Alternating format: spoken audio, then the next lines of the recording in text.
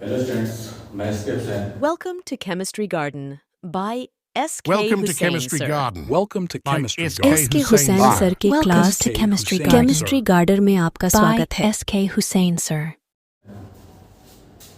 आज हम लोग जो पढ़ेंगे बायो का एक चैप्टर।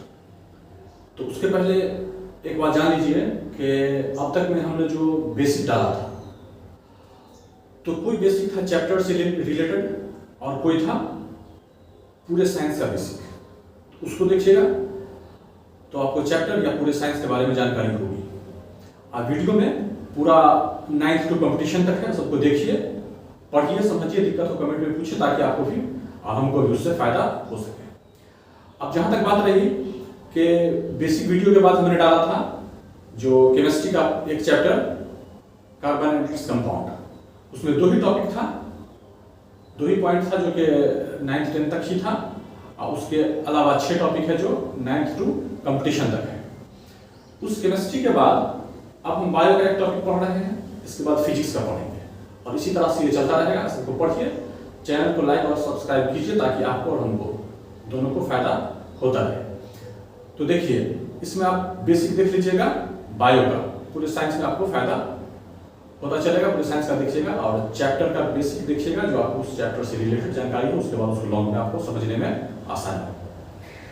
तो देखिए, इसमें हमने जो बायो का एक टॉपिक शुरू किया है, इसका नाम है कंट्रोल एंड कोऑर्डिनेशन, नियंत्रण और समन्वय। देखिए, बायो का एक चैप्टर है, एक टॉपिक है। तो इस चैप्टर में हम जानते हैं कि कंट्रोल एंड कोऑर्डिनेशन, नियंत्रण और समन्वय। तो मतलब कंट्रोल क्या होता है, बॉडी में कंट्रोल कैसे होता है, किस किस चीज पर किसके द्वारा कंट्रोल होता है, उसको देखेंगे। और कोऑर्डिनेशन, एक दूसरे का तालमेल, समन्वय, एक दूसरे का तालमेल कैसे बैठता है, उसको भी देखना है। इसी के बारे में ये पॉइंट है एक बायो का चैप्टर। इसको गौर से देखिए, समझ में आएगा, दिक्कत होगा तो कमेंट में लिखिएगा, पूछिएगा। देखिए, लिविंग ऑर्गेनिज्म में होने वाली सभी फंक्शंस को कई ऑर्गन्स मिलकर पूरा करते हैं। देखिए, कोई भी लिविंग ऑर्गेनिज्म में, नॉन लिविंग में तब कोई फंक्शन होगा नहीं, और लिविंग ऑर्गेनिज्म में फंक्शन होगा।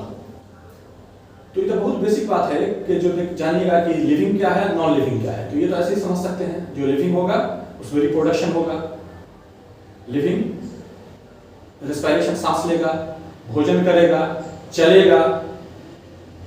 पेयर लिविंग है लेकिन उसमें भी चलना उसका जो होता है, सन की तरफ मुड़ना, वाटर की तरफ मुड़ना, वो सब होता है। सबका जो डिफरेंस है वो सब जब हम उस टाइप का जो चैप्टर पढ़ाएंगे उसमें बताएंगे। नहीं तो इसको समझ लीजिए कि जो लिविंग होगा भोजन करेगा, सांस लेगा, चलेगा, रिप्रोडक्शन करेगा। नॉन लिविंग में सब चीज नहीं होगा।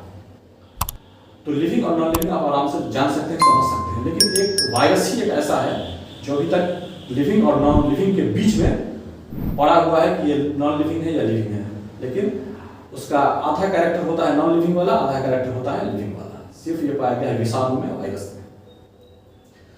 तो लिविंग ऑर्गेनिज्म में जो भी फंक्शन होगा, लिविंग ऑर्गेनिज्म में तो सारा का सारा फंक्शन होता है, पूरा बॉडी ही चलता रहता है। तो लिविंग ऑर्गेनिज्म में जो सब फंक्शन होगा वो अकेले नहीं हो जाता है, किसी के थ्रू होता है, किसी के कंट्रोल के थ्रू होता है। तो लिविंग नॉन लिविंग में आपने डिफरेंस देखा कि नॉन लिविंग में कोई फंक्शन नहीं होगा लेकिन लिविंग में फंक्शन होगा, और दोनों के बीच में जो एक हमने बताया है वायरस होता है। तो लिविंग ऑर्गेनिज्म में जो भी फंक्शन होगा वो फंक्शन अकेले नहीं हो जाता है, कई ऑर्गन के मिलने के बाद, कई ऑर्गन के हेल्प से लिविंग ऑर्गेनिज्म में एक फंक्शन हो पाता है और उसको कंट्रोल करता है ब्रेन।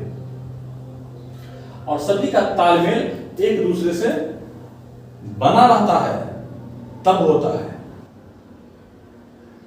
नहीं तो हम कोई काम करेंगे तो एक काम पहले हो जाएगा, एक काम बाद में हो जाएगा, ऐसा नहीं होना चाहिए। सब एक साथ हो, एक हिसाब से हो, सब में कोऑर्डिनेशन मतलब तालमेल बना हो, और पूरा कंट्रोल होता है कहाँ, ब्रेन के पास। ठीक है, कैसे ब्रेन कंट्रोल करता है, कैसे हार्मोन एंजाइम सब कहाँ से निकलता है, कौन किसके लिए होता है, सब धीरे धीरे अपने अपने पॉइंट में चैप्टर में आता चलेगा। उसको देखिए, समझिए, समझते रहिए। जिसे ब्रेन द्वारा कंट्रोल किया जाता है। तो पूरे के पूरे फंक्शन को, बॉडी को, तो ब्रेन के द्वारा कंट्रोल किया ही जाता है। अब देखिए, अगर ब्रेन कंट्रोल नहीं करे, मतलब कोऑर्डिनेशन नहीं हो, खाली फंक्शन को कंट्रोल करता है। देखिए, ऐसा हो सकता है कि ब्रेन जो होता है तो पूरे बॉडी का मास्टर पार्ट है, और बॉडी में जहां से एंजाइम निकलता है, एंजाइम की वजह से बहुत सारा फंक्शन हो जाता है। एक एंजाइम दूसरे एंजाइम को निकाल करके किसी फंक्शन को करने के लिए कह देता है, वो तो हो जाएगा, लेकिन ब्रेन के द्वारा अगर कंट्रोल नहीं किया जाए, ब्रेन के द्वारा अगर कोऑर्डिनेशन, तालमेल ना बनाया जाए, तो क्या होगा? देखिए, कोई आदमी जो पागल होता है उसको भी देखिएगा कि जीता तो है, जिंदा तो रहता है, खाता है, सांस लेता है, चलता है, सब कुछ करता है, लेकिन उसका तालमेल नहीं रहता है बॉडी से, एक पार्ट का दूसरे पार्ट से। पूरे फंक्शन को ठीक से होने में, ठीक से होता भी नहीं है, हो जाता है जीने तक, लेकिन तालमेल, कोऑर्डिनेशन नहीं बना रहता है ब्रेन का, क्योंकि उसका खराब है, ब्रेन काम नहीं कर रहा है, उसके कोऑर्डिनेशन, तालमेल को नहीं बना रहा है। जिसके कारण देखिएगा वो चलेगा तो जैसे लगेगा कि शराब पिए हुआ है, हिलता डुलता चलेगा, कहीं गिर जाएगा, कहाँ क्या बोलना है वो तो कुछ पता ही उसको नहीं रहता है। तो इस तरह से कंट्रोल हो जाएगा, कोऑर्डिनेशन नहीं हो पाता उस पागल आदमी का। तो ब्रेन कंट्रोल और कोऑर्डिनेशन तो देखता ही है, कंट्रोल भी करता है, वैसे कंट्रोल कुछ एंजाइम के थ्रू भी हो जाया करता है। सजीवों के आउटर इन्वायरमेंट तथा बॉडी के इंटरनल इन्वायरमेंट में भी बैलेंस बना रहता है। अब देखिए, कोई जिंदा चीज है तो उसके बाहरी वातावरण, आउटर इन्वायरमेंट में, और बॉडी के अंदर इंटरनल इन्वायरमेंट में भी बैलेंस रहना बहुत जरूरी है। काहे जरूरी है, ये कैसे होता है, नहीं तो उससे क्या दिक्कत होगा? देखिए, जैसे खाना, पहले देखिए कि कंट्रोल और कोऑर्डिनेशन के बारे में। जैसे खाना हम खा रहे हैं तो सिर्फ खाना खाने के लिए हम सब सामान, और जिसमें खाएंगे सबको एक जगह जमा करेंगे, मिक्स करेंगे, और फिर उसको खाएंगे, हाथ से उठाएंगे, मुंह में रखेंगे, चबाएंगे, एंजाइम निकलेगा। ये सब पूरा जो हो रहा है, ये कंट्रोल, पूरा बॉडी कैसे कैसे वर्क कर रहा है, ये सब कंट्रोल ब्रेन के पास है। लेकिन कोऑर्डिनेशन देखिए, अब हम क्या करेंगे कि कंट्रोल तो हो गया एंजाइम के द्वारा या ब्रेन के द्वारा, हम सब कुछ ले आए, खाना रखें, खाने लगे, लेकिन अब खाते टाइम में क्या कर रहे हैं? कोऑर्डिनेशन नहीं है बना हुआ, कोऑर्डिनेशन, तालमेल नहीं है। ब्रेन तालमेल अगर नहीं बना रहा है तो क्या दिक्कत हो रहा है? सब कुछ लाएंगे, अब खाना शुरू करेंगे तो खाना मुंह में रखा नहीं, पहले चबाना शुरू कर दिया, पहले चबाने लगेंगे, बाद में खाना रखेंगे, या खाना रखा आधा नीचे गिरा। तो सिर्फ कंट्रोल ही नहीं, कंट्रोल के साथ साथ, नियंत्रण के साथ साथ समन्वय, कोऑर्डिनेशन भी बनाता है एंजाइम और ब्रेन के थ्रू ये काम होता है। चलने में भी देखिए कैसे कंट्रोल और कोऑर्डिनेशन दोनों रहेगा। कंट्रोल रहेगा, ब्रेन जो है, अब चल रहे हैं, चलते चलते कहीं देखा कि ऊंचा नीचा है, उसमें हम बच के चलेंगे, कहीं गिरने लगे तो फिर सीधा हो जाते हैं। ऐसा इसलिए होता है, अब ब्रेन जो है देख रहा है कि आगे, आंख देख रहा है ब्रेन को सूचना नर्व सेल्स के द्वारा मिल रही है कि आगे गड्ढा है, पानी है, आग है, अच्छी रोड है, खराब रोड है, तो उस हिसाब से हम चलेंगे। कहीं अगर गिरने लगते हैं तो अब किस मसल्स को खिंचाना पड़ेगा, किस बोन्स को हार्ड होना पड़ेगा, ये सब बात ब्रेन बतलाता है। ऐसे तो नहीं बतलाएगा आदमी की तरह कि जल्दी जल्दी ठीक हो, जल्दी उसको कहो कैसा हो जाए। वो इंफॉर्मेशन कैसे देता है? तो इंफॉर्मेशन के लिए जो हमारा, अब कैसे उसको सिग्नल मिलेगा, कैसे इंपल्स, कैसे उसका ट्रांसमिशन होगा, तो ये सब कुछ हमको जो एंजाइम के थ्रू, केमिकल्स के थ्रू हमको जानकारी मिलेगी कि तुरंत में सीधा हो जाए, गिरने से बचे, किस मसल्स को मजबूत होना है, टाइट होना है, किस बोन्स को तुरंत में सीधा हो जाना है ताकि आदमी गिरे नहीं। तो चलने में भी कंट्रोल के साथ साथ कोऑर्डिनेशन दोनों काम किया। उसी तरह से पसीना निकलना तथा प्यास लगना। अब देखिए, अब हम तो जान कर नहीं ऐसा करेंगे, पसीना निकलना, गर्मी लगेगा तो पसीना आएगा, जब पसीना निकलेगा तो बॉडी से पानी का लॉस हो जाएगा। अब उस लॉस को पूरा करने के लिए फिर बॉडी के ही द्वारा हमको प्यास का महसूस होगा, अनुभव होगा ब्रेन के थ्रू। तो अब हम क्या करेंगे कि पानी पिएंगे ताकि बॉडी में पानी की मात्रा बैलेंस रहे, बनी रहे। तो कुछ चीज हम नहीं भी चाहते हैं खुद हो जाता है, खुद उसकी जरूरत हमको महसूस होती है, फिर वो अपने आप कंट्रोल एंड कोऑर्डिनेशन इसके थ्रू ठीक हो जाता है। पर्वतारोही में आरबीसी का ज्यादा बनना। अब कोई आदमी जैसे ऊपर चढ़ रहा है पहाड़ पे, देखिए हम जानते हैं कि 500 किलोमीटर तक वायु है, उसके बाद वायु नहीं है। तो हम अगर ऊंचाई पे चढ़ते हैं 500 मीटर तक, जब हम ऊंचाई पे चढ़ते हैं, नीचे जो रहते हैं ना, तो जब हम सांस लेते हैं तो हवा में तो सारी गैस मिली हुई है, तो हमारा सांस लेने में जो हमारे नाक के थ्रू जो एयर जाएगी हमारे लंग्स, फेफड़ा तक, इसमें से हमारे लंग्स में कैपेसिटी है कि वो ऑक्सीजन को सिर्फ ले ले। अब मछली है, पानी के अंदर में जो H2O है ना, ऑक्सीजन, तो उसमें से गिल्स के थ्रू मछली को सिर्फ ऑक्सीजन को खींच लेने की कैपेसिटी है। लेकिन आदमी जो पानी में सांस लेगा तो पानी अंदर चला जाएगा फेफड़ा में। अब फेफड़ा में पानी भरना, उसी बीमारी को कहते हैं न्यूमोनिया। फेफड़ा में पानी भर जाएगा तो सांस कहां से जाएगा, तो आदमी मर जाता है। तो हम एटमॉस्फेयर से ऑक्सीजन को ले लेंगे। तो जब लेते हैं तो क्या होता है, सांस लेकर पेट में जाता है फेफड़ा में। अब फेफड़ा के बाद फिर वहां पर पूरा सर्कुलेटरी सिस्टम में जानिएगा कि किस तरह से हार्ट, हृदय के थ्रू सब में ब्लड का सर्कुलेशन होता है। फिर वहां से वापस आता है, आर्टरी वेन क्या है, फिर वहां आकर के वो शुद्ध ऑक्सीजन से मिलता है। फिर जो डीऑक्सीनेटेड मतलब CO2 वाला ब्लड है वो वापस लाता है फेफड़ा में, फिर वहां से CO2 निकालते हैं। तो सांस हमने ऑक्सीजन लिया एटमॉस्फेयर से, और बॉडी में जो हमारे खून है उसमें जो WBC एक पार्ट होता है जो तो बीमारी से लड़ने की उसमें क्षमता होती है। जो हमारे WBC ज्यादा रहेगा तो बीमारी से लड़ने में हमारा शरीर मदद करेगा। और RBC जो है, जो हम एटमॉस्फेयर से सांस लिए तो उसमें ऑक्सीजन के साथ वही RBC मिल गए, और मिलने के बाद ऑक्सीजन को हर जगह पे हमारे पहुंचाता है। और पहुंचाने के बाद लेकिन RBC में जो होता है हेमोग्लोबिन, जिसके कारण ब्लड का कलर होता है लाल। और देखिए ब्लड ब्लू भी होता है, ब्लड स्नेल में, ब्लड व्हाइट भी होता है कॉकरोच में। क्लोरोफिल जैसे है उसके कारण पत्ती का रंग हरा होता है। उसी तरह से हमारे ब्लड में जो WBC है, हेमोग्लोबिन है, तो WBC तो बीमारी से लड़ने में काम किया। RBC में जो हेमोग्लोबिन है उसके कारण ब्लड का कलर होता है लाल। तो हम जो एटमॉस्फेयर से ऑक्सीजन लिए तो उसको हेमोग्लोबिन मिलाया, और मिलाने के बाद पूरे बॉडी में पहुंचा दिया। लेकिन हेमोग्लोबिन CO से भी ज्यादा रिएक्शन करता है अच्छा से।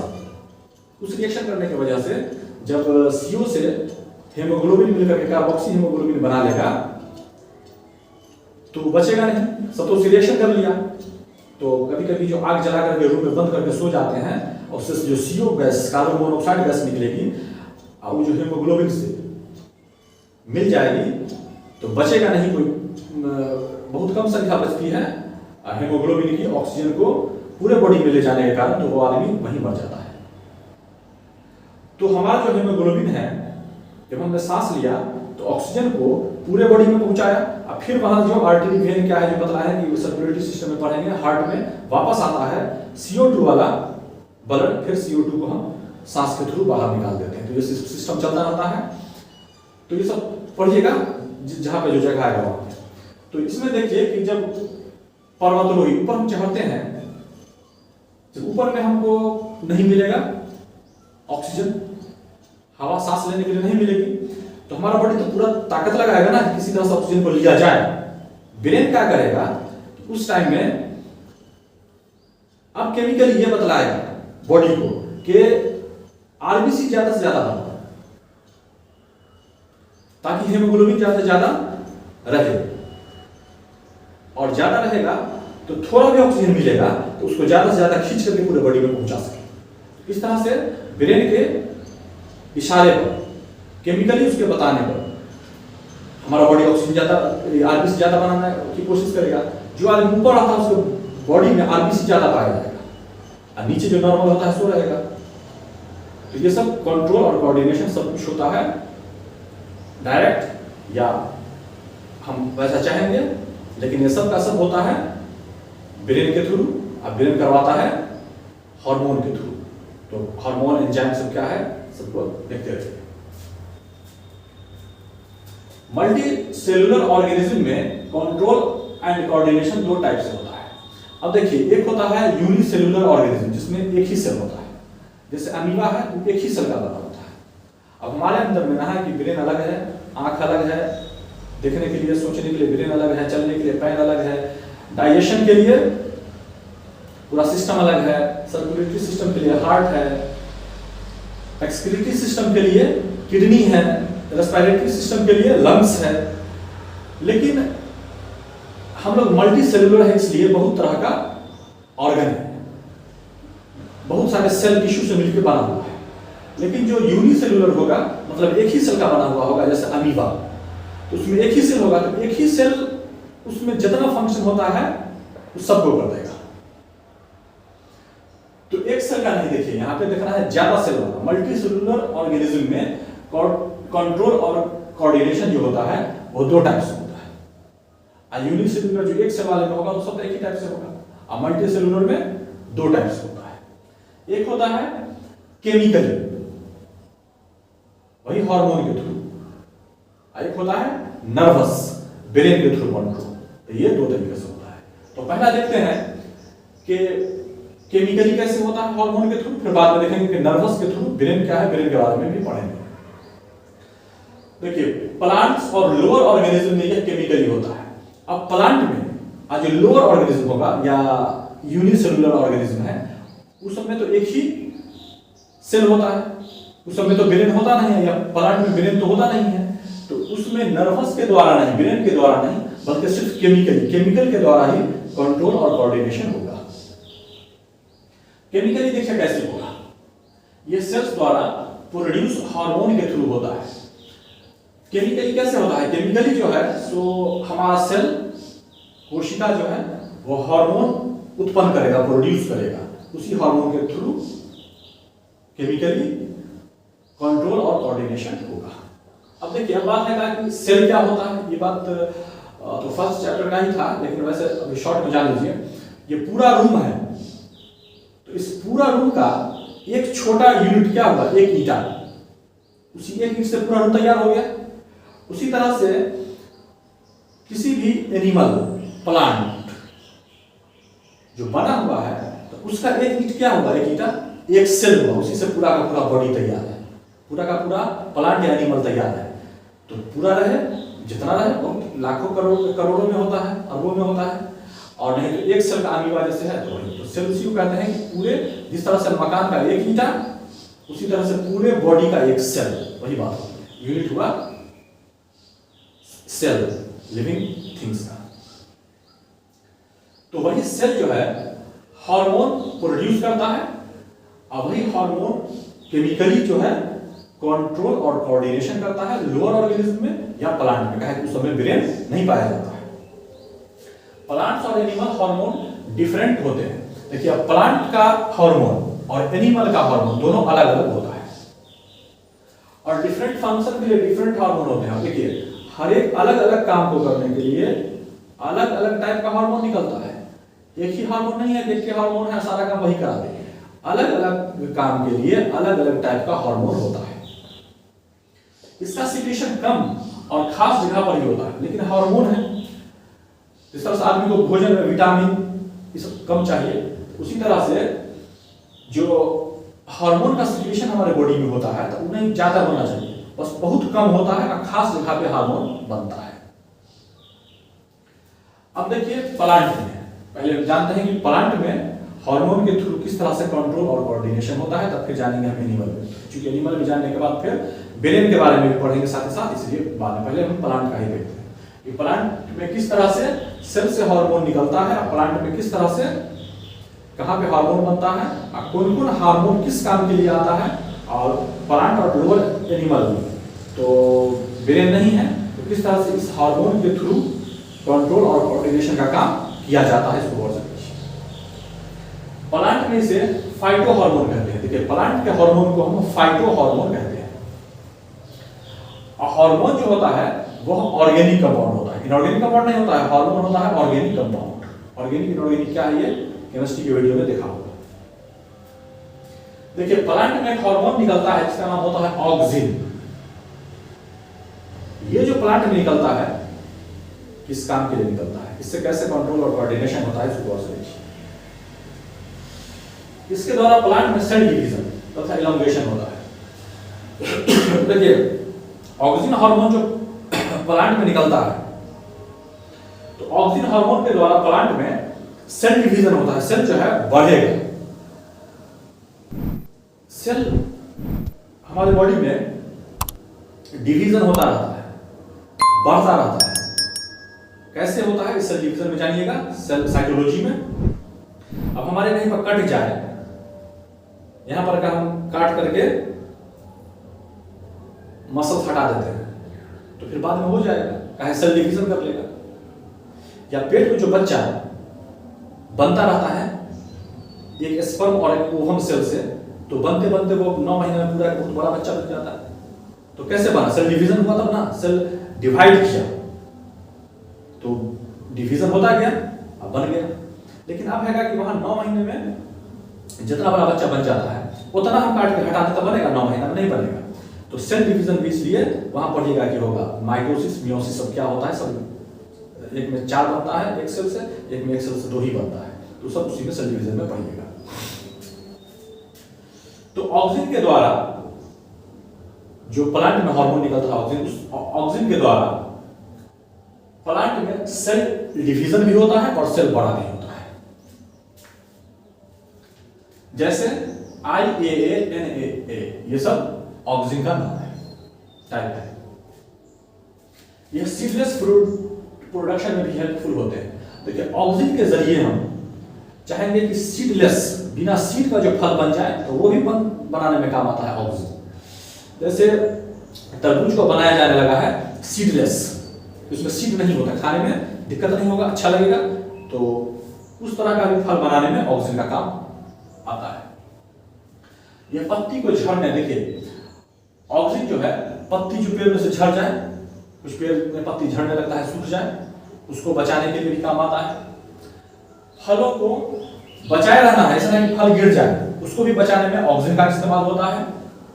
ऑक्सीजन कंट्रोल करता है और इसकी सांद्रता अधिक होने पर फल पहले ही गिर जाता है। लेकिन अब ऑक्सीजन अगर ज्यादा निकल गया बॉडी प्लांट बॉडी में, तो ज्यादा अगर निकल गया तो फल पकने के पहले ही गिर जाएगा, तो फिर उसमें उसका भी तो इलाज होता है, मेडिसिन आती है, उसके लिए भी तो दवा सब होता है, दे करके उसको बचाया जाता है।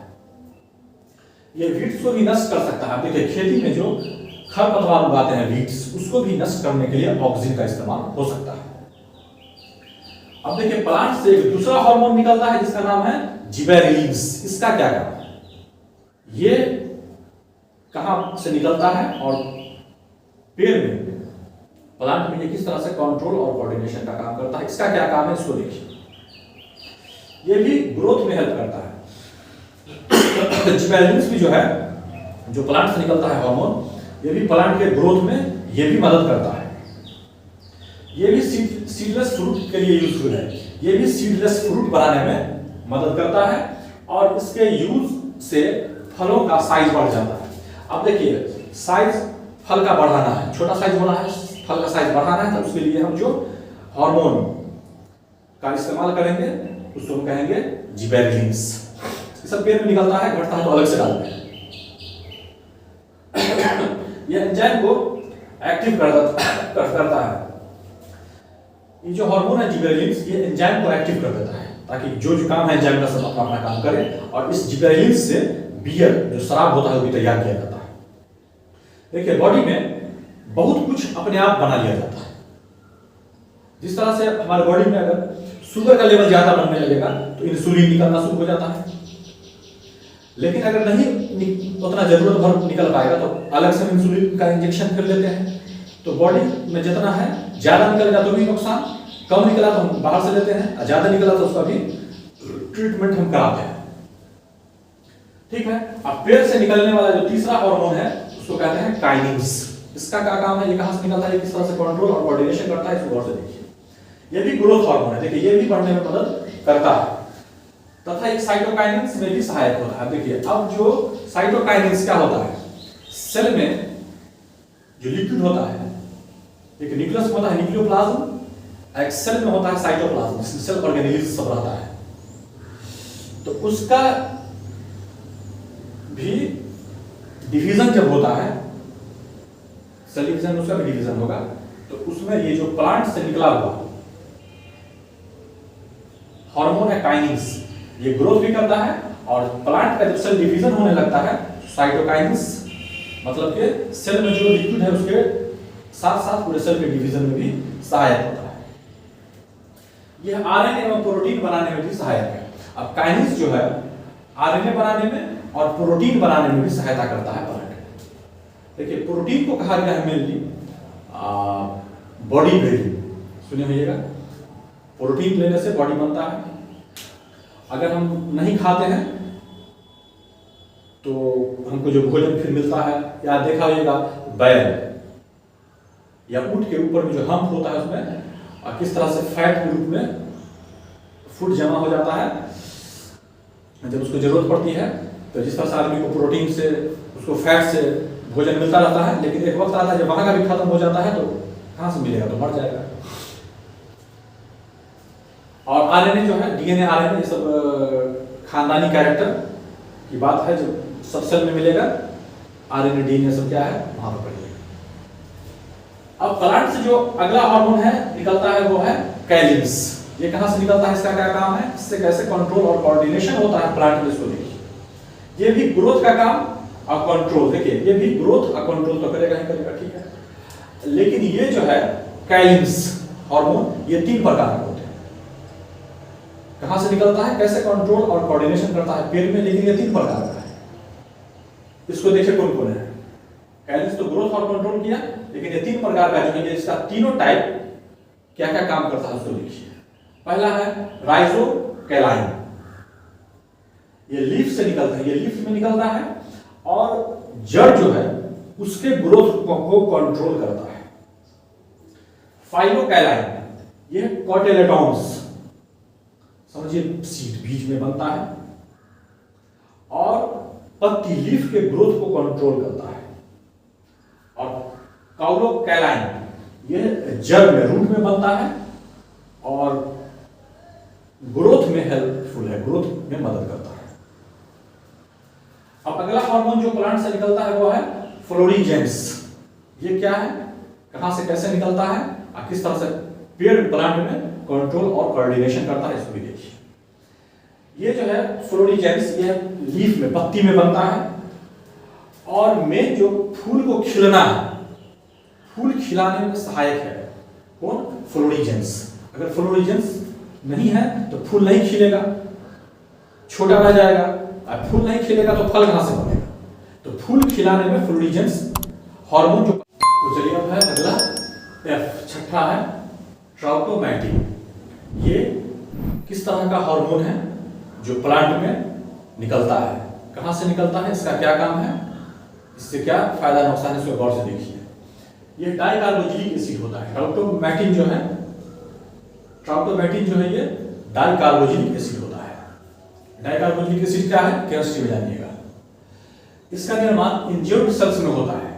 तो ये कहां बनता है, पेड़ में, उस जगह पर बनता है जहां पेड़ जख्मी हो गया है, उसको क्षति हो गया है, इंज्योर्ड हो गया है, मतलब कि टूट गया है, कोई काट दिया है, किसी भी तरह से कोई दिक्कत आ गया है, तो वहां पे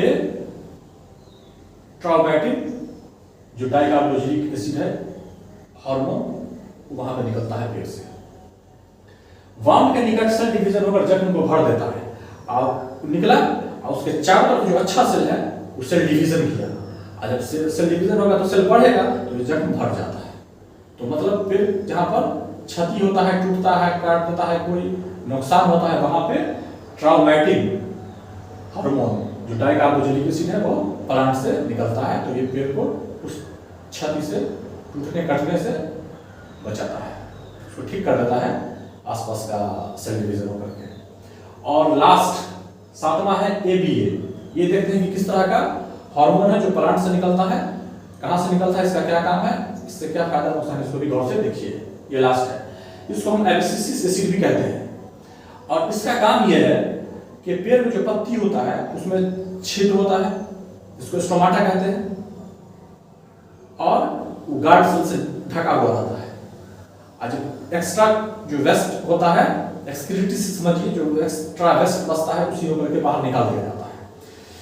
तो अगर नमी वाले टाइम में या पेड़ जो है जमीन से वाटर खींच करके जो भी भोजन बनता है सबको रखे रहे, कार्बोहाइड्रेट जो भी ग्लूकोज जो भी उसका है वेस्ट को रखे रहे। जब फिर काफी गर्मी का दिन आए, धूप आए, जब अगला मौसम टेम्परेचर ज्यादा है, पेड़ में पानी की मात्रा है, अच्छा है, नमी ज्यादा है, तो उसको निकालेगा। इतना निकाले कि पेड़ ही सूख जाए, पेड़ में पानी की मात्रा कम जाए। तो कितना पानी रखे, कितना ही निकाले, कितना ही गार्ड से उसको खोले या बंद करे, उसको कंट्रोल करना यही ABA एब्सिसिक एसिड का काम है। और इसके वजह से पत्ती झड़ता भी है, ये भी काम होता है। तो ये था लास्ट एब्सिसिक एसिड। तो जितना इसमें हमने 7 देखा हार्मोन कि प्लांट से निकलता है, कहां से, इसका क्या काम है, इससे क्या फायदा नुकसान है, इसको हमने देखा। अब है कि इस प्लांट हार्मोन का अच्छाई को देखते हुए हम एग्रीकल्चर कृषि में किस तरह से इसका इस्तेमाल करते हैं उसको भी देखिए। ऑक्सीजन सबसे पहले हमने पढ़ा था, तो ऑक्सीजन के इस्तेमाल से कोई प्लांट है जो बड़ा होता है तो गिर जाता है, पेड़ होता है बड़ा साइज का, फल बड़ा लगता है, गिर जाता है। पेड़ छोटा कीजिए तो छोटा होगा तो उसको चूहा भी खा जाता है, गिर गया तो भी चूहा खा जाता है। छोटा रहेगा तो उसमें चारा जो मवेशी के लिए होता है भूसा वो कम निकलेगा। तो मीडियम क्वालिटी का, वो तो हाइब्रिडाइजेशन में पढ़ेंगे, जो दोनों को मिलाकर अच्छा तैयार किया गया। तो पेड़ को सीधा खड़ा रखने में भी ऑक्सीजन का इस्तेमाल होता है। और सेब, जहाँ ठंडे प्रदेश में सेब होता है, जैसे हिमाचल प्रदेश में, कश्मीर में सेब होता है, तो सेब की डाल में दो ब्रांच होता है, एक बड़ा एक छोटा। छोटा वाले में सेब फलता है, बड़ा वाले में नहीं फलता है। तो ऑक्सीजन का छिड़काव कर देंगे तो बड़ा वाला डाल छोटा ही रह जाएगा, बड़ा नहीं होगा, तो छोटा में भी फलेगा, जो छोटा था उसमें फल भी करेगा। तो सेब की पैदावार ज्यादा होगा तो मुनाफा ज्यादा होगा, उसमें काम आता है। जिबरेलिन्स जो पढ़े थे, ये दूसरा हार्मोन पढ़े थे, इसका छिड़काव से पेड़ बड़ा हो जाता है। जहाँ देखिएगा खाद नहीं पड़ेगा, कोई कुछ नहीं पड़ा, वहाँ का पेड़ छोटा छोटा है, यहाँ सब कुछ मिला, वहाँ का पेड़ बड़ा बड़ा हो जाता है। तो ये सब इसका इस्तेमाल होता है। तो हम इसमें जो कंट्रोल और कोऑर्डिनेशन देखा आज, क्या है, कैसे होता है, कौन कौन हार्मोन से होता है, तो पेड़ का कैसे है ये हमने देख लिया। अब उसी तरह हम देखेंगे कि ये एनिमल में कैसे होता है, कौन कौन हार्मोन से क्या चीज होता है। अब उसके बाद फिर पढ़ेंगे ब्रेन के बारे में। तो लोअर एनिमल जो होगा उसमें ब्रेन कब डेवलप होता है उसके बारे में पढ़ेंगे 3 वीडियो। और एक पढ़ेंगे जो बड़े एनिमल के का जो ब्रेन डेवलप विकसित होता है, उसके नर्वस सिस्टम के बारे में पढ़ेंगे। तो हो गया ना 4 वीडियो। एक हो गया आज का, और दूसरा होगा प्लांट हार्मोन के बाद एनिमल का हार्मोन, तो 2 हो गया। और लोअर एनिमल का नर्वस सिस्टम ब्रेन 3 हो गया, और हायर एनिमल का नर्वस सिस्टम ब्रेन मतलब कि 4 हो गए। 4 तब ये वीडियो खत्म होगा। सबको देखिए, समझिए, जो दिक्कत आए कमेंट में पूछते रहिए। चैनल को सब्सक्राइब लाइक करते रहिए। धन्यवाद। Welcome to Chemistry Garden by SK Welcome to Hussain, Chemistry sir. Garden. Welcome to By Chemistry SK Garden. SK Hussain Sir. Sir के Welcome class to Chemistry chemistry Garden. Garden में आपका स्वागत है। SK Hussain sir.